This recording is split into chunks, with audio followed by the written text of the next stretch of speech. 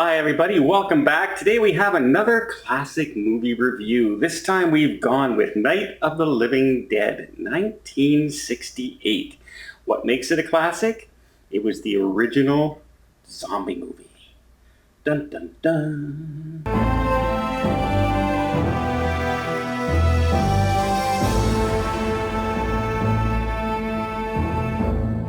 So our last classic review, we did Singing in the Rain, a lighthearted comedy romp with lots of music and singing. And in this one, we decided to have flesh-eating zombies eat people. Mm-hmm. So what did you guys think of this movie, Night of the Living Dead? Remember, it's the first one. Well, what do you mean by the first one? There were other zombie movies, but none that had actually designed what the zombie was until this movie. Yeah, so there, in like 30 years earlier, there was a movie where there was a risen dead and they walked with a funny dead guy walk. But they didn't have the eating the flesh or destroy them by shooting them in the head. So basically, this is the modern zombie original story. Every single zombie movie that you've ever had since this movie came out follows that, like, that movie was the architect of the zombie. Yeah. But, so now here's the thing. Does it stand up today? Well, here's what I noticed. We did Singing in the Rain, 1952, and this was 1968, and it looked like garbage. It was black and white. It had that crinkly going on the screen. It was just very poorly filmed. Now, they have released a 4K version on Blu-ray that is significantly better. But if you're watching this via original VHS tape, it's almost like listening to a scratched-up record album. It's got some issues. So I wondered why that was. How could something filmed so much later be so much crappier than Singing in the Rain? And it's because it was filmed on a budget of, I think, just over $700,000. Oh, is that right? Which is a lot of money, though, back then. Okay. Well, considering this movie made 256 times what it cost to make, I think it was pretty successful. Yeah. Also, don't forget, this movie did a lot of filming outdoors. And their sound, when you compare it to Singing in the Rain, it was all studio sets. So they can control the sound a lot better. Now this one, the opening scene is a car when they're rolling the credits, and it's driving through the countryside. And it's... I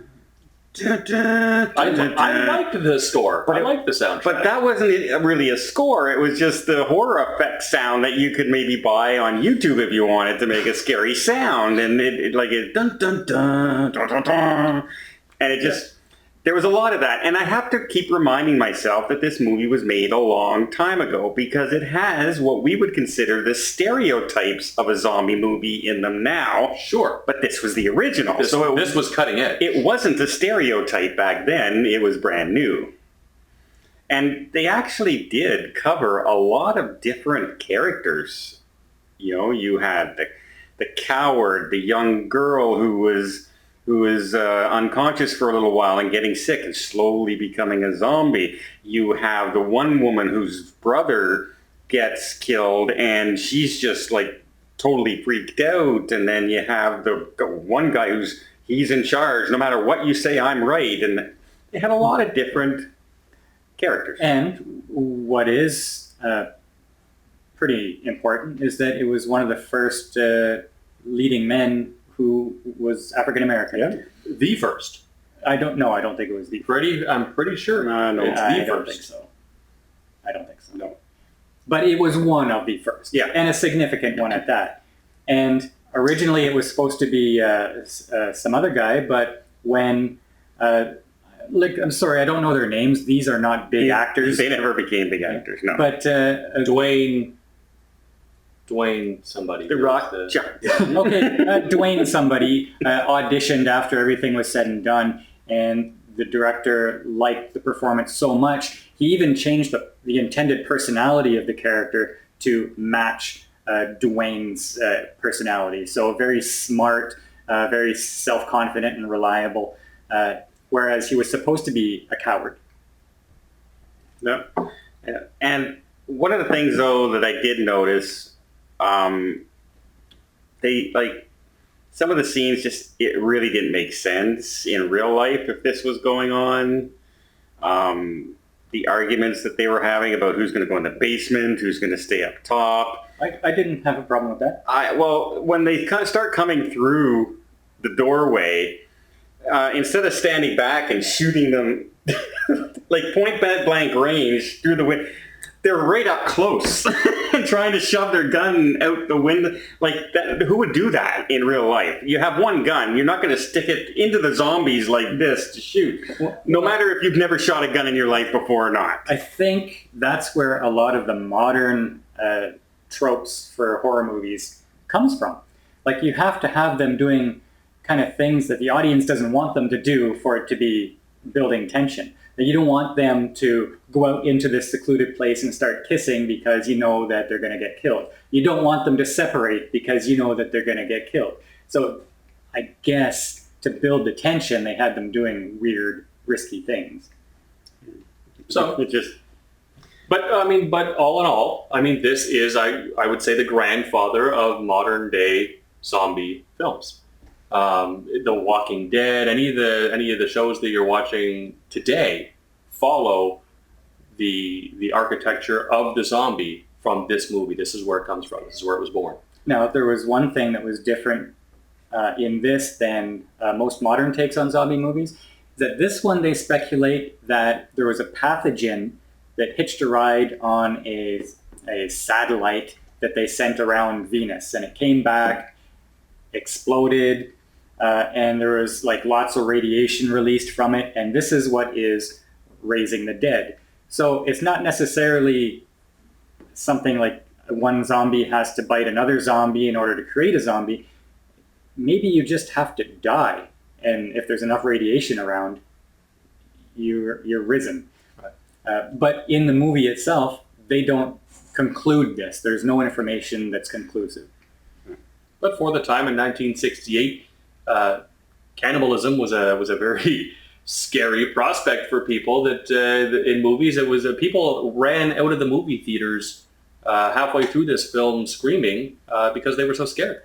It was cutting edge for its day. For its day. Now, however, we just watched Singing in the Rain, and I would watch Singing in the Rain a couple times a year sometimes because it's that enjoyable. I don't think I would ever sit down and say, I have to watch this movie now, unless I was maybe a real horror buff. Maybe. I don't think it stands up enough to say, this is on my all-time list. I'll watch this once or twice a year. I will never watch this again. I didn't think it was enjoyable. I don't think it stands the test of time. I think maybe that's why they're calling it a cult classic. Yeah. And, well, I like cult classics, but I actually remember seeing this at a drive-in theater when I was young. One of those all-night horror drive-in theaters. Didn't scare us back then. Doesn't really scare me now. Well, the quality is admittedly very low for the filming, yeah. And most of the dialogue inside the film was ad-libbed on set. Like when they're talking to the sheriff, he goes, yeah, the zombies are coming and they're dead and they're all messed up. I'm thinking, was that actual dialogue or did he just make that up? And yeah, they were making it up as they went along. Yeah. All right. So, how would you score it? Do we score these? I don't know. Do we? No. Is it a classic? Yes, because it was the father of zombie movies, and it was one of the first with a African-American hero. Would you watch it again? No. I think this one probably is best to be lived in your mind as the legacy that it was that created the zombie movies of today, but that's probably just where it should stay. Yeah. So you can skip it if you want, or you could just now go back and take a look at it. You could even find it on YouTube if you wanted to. Tell us what you think. Let us know. Do you remember it? Did you see this in the theaters? Because I did. I actually did. And it took me to about 10 minutes into the movie to go, oh yeah, I remember this. As a teenager, I wasn't scared.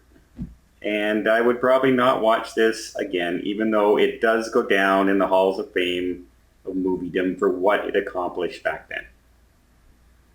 Agreed.